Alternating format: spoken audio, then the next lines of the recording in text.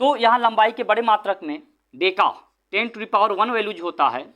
अगर मीटर में लिखना चाहें तो आप मीटर में लिख सकते हैं हेक्टो 10⁻2 मीटर, किलो में 10⁻3 मीटर, मेगा 10⁻, उसके बाद 6 मीटर, 10�9। उसके बाद जो है आप देख रहे हैं 1 2 3, इसके बाद 3 3 का जो है अंतर के थ्रू बढ़ता जाएगा और ये हो जाएगा 10⁻12, 10⁻15 और 10⁻16। तो ये हो गए आपके लंबाई के बड़े मात्रक। इसके बाद यहाँ देखेंगे लंबाई के छोटे मात्रक में deci, centi, milli, micro, nano, pico, femto and atto. तो डेसी में आप देखेंगे 10⁻, क्या होता है, -1। तो इसमें जिस तरह से ये सारे के सारे +1 में हैं या प्लस में वैल्यूज हैं, तो ये आपके माइनस में आ जाएंगे और ये हो जाएगा 10⁻⁻2, -3, -6, -9 और ये -12 और यहाँ पर 10⁻−15 और ये हो गया 10⁻−18। तो इस तरह से यहाँ पर आप देख सकते हैं लंबाई के छोटे मात्रक। और साथ में कुछ अन्य मात्रकों के रूप में भी देख सकते हैं। कुछ मात्रक क्या हैं, जैसे 1 एक्सरे में कितना वैल्यूज होता है, 10⁻−13 मीटर में लेते हैं तो यहां पर आपका क्या हो जाएगा, -13 मीटर। 1 फर्मी, तो 1 फर्मी में यहां पर आप देखेंगे 10⁻−15 मीटर।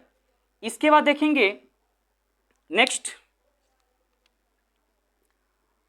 आप जानते होंगे 1 किलोमीटर में कितना मीटर होता है, 1000 मीटर। ये तो आसान है, आप आसान भाषा में इसे बता सकते हैं। लेकिन अगर हम इसी को 1 मीटर में कितना किलोमीटर हुआ, तो 10⁻³ किलोमीटर।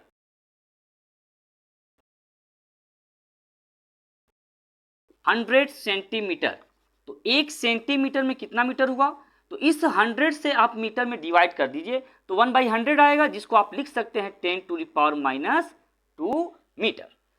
उसके बाद यहां देखें तो आप इसको स्क्रीनशॉट के तौर पर ले सकते हैं।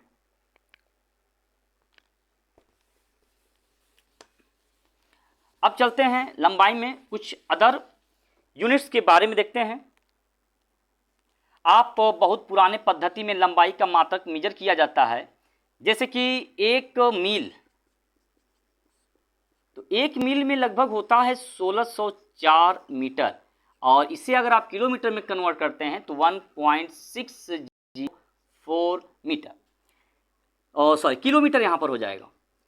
इसके बाद यहाँ देखेंगे 1 एंगस्ट्रॉम, ये भी लंबाई का ही मात्रक होता है और 1 एंगस्ट्रॉम में होता है वैल्यू 10⁻10 मीटर। और जिस प्रकार से लंबाई में आपने छोटे मात्रक और बड़े मात्रक लिखे थे, ठीक वैसे ही द्रव्यमान के भी मात्रक लिखेंगे। तो यहां से लिखेंगे द्रव्यमान के मात्रक,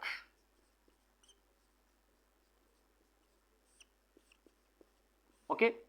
चलिए, तो यहां से आप देखेंगे कि आपने पढ़ा होगा सिंपल 1 kg, कुछ छोटे से बहुत बड़े मात्रक तक यहाँ पर लिखेंगे। 1 kg में होता है 1000 ग्राम, ये तो आपके लिए आसान है।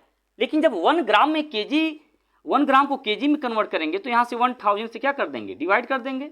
तो 10⁻³ नीचे जब न्यूमरेटर में ले जाएंगे तो टोटल हो जाएगा आपका 10⁻³ किलोग्राम। इसके बाद आता है 1 ग्राम में 1000 मिलीग्राम, सॉरी मिलीग्राम। और अगर आप यहां मिलीग्राम को ग्राम में कन्वर्ट करें तो क्या हो जाएगा, 10⁻³ ग्राम। अब यहां पर टोटल आप देख लो, तब 1 kg में कितना मिलीग्राम होता है, तो 10⁻6 मिलीग्राम। देख लो आप कैसे, 1 kg में होता है 1000 ग्राम और 1 ग्राम में 1000 मिलीग्राम। टोटल जब वैल्यूज कैलकुलेट करेंगे तो 10⁻6। तो यहां से 1 mg में 10⁻⁰ किलोग्राम, ऐसे आप इसको फाइंड कर सकते हैं। इसके बाद आपने पढ़ा होगा 1 क्विंटल, 1 क्विंटल में कितना केजी, 100 kg। एंड 1 टन में 10 क्विंटल,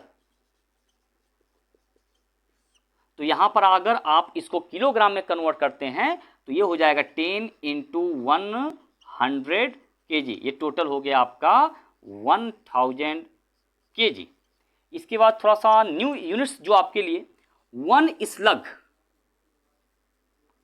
14.57 kg, ये आप चाहें तो यहाँ से निकाल सकते हैं। ओके, अब एक वैल्यू जाता है एक चंद्रशेखर सीमा। एक चंद्रशेखर सीमा की वैल्यू कितनी होती है? तो यहां पर देखेंगे 1.4 इंटू सूर्य का द्रव्यमान, अर्थात सूर्य का द्रव्यमान से 1.4 गुना, ये होता है 1 चंद्रशेखर सीमा। ओके, तो यहां पर ये कुछ द्रव्यमान के मात्रक हैं, आप इन्हें स्क्रीनशॉट के तौर पर ले सकते हैं। इसके बाद अब हम यहां पर समय के कुछ मात्रकों का अध्ययन करेंगे। समय के मात्रक, ओके, तो यहां पर देखिए, अभी आपने पढ़ा उसके पहले डेसी सेंटी मिली, या तो 1 मिली सेकेंड, 1 मिली सेकेंड में कितना सेकेंड होता है? 10⁻³ सेकेंड। अगर आ गया आपका 1 नैनो सेकेंड, NS, तो नैनो फॉर 9, 10⁻⁹ सेकेंड। अगर आ गया 1 माइक्रो सेकेंड, ये हो गया म्यू और ये हो गया सेकेंड, तो 1 माइक्रो सेकेंड में आपका कितना हो जाएगा? 10⁻⁶ सेकेंड। और आप इसके पहले जानते ही होंगे कि 1 आवर में कितना मिनट होता है? 60 मिनट, और 1 मिनट में कितना होता है? 60 सेकेंड। तो ये टोटल हो जाता है 1 आवर में 3600 सेकेंड। इसके बाद यहाँ देखिए 1 डे में कितना जो है आपका सेकेंड होता है? तो 1 डे में 24 आवर्स, और 24 आवर्स और 1 आवर्स में 3600 सेकेंड। जब आप यहाँ मल्टीप्लाई करेंगे तो 86,400 सेकेंड यहाँ पर आपको प्राप्त होते हैं। अब यहाँ देखें, तब एक साल में कितना सेकेंड होता है? 1 ईयर में, तो 1 ईयर में आप जानते हैं 365 दिन, और इंटू एक दिन में आपने यहाँ पर निकाला है 86,400 सेकेंड। आप इसका कैलकुलेट करेंगे तो लगभग में आएगा आपका 3.1536 इंटू 10⁻7 सेकेंड, 10⁻7 सेकेंड। ओके, अब यहाँ से अभी आपने देखा 1 नैनो सेकेंड में 10⁻⁹ सेकेंड, तो अगर 1 सेकेंड में निकालें कितना नैनो सेकेंड हो जाएगा?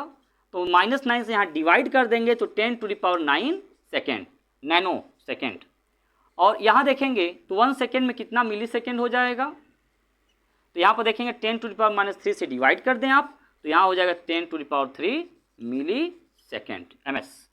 और नेक्स्ट 1 सेकेंड में कितना माइक्रो सेकेंड हो जाएगा? तो ये हो जाएगा आपका 10⁻6 सेकेंड। अब यहाँ से आप वैल्यूज फाइंड कर सकते हैं। ओके, तो यहाँ पर देख सकते हैं आप, स्क्रीनशॉट ले सकते हैं आप।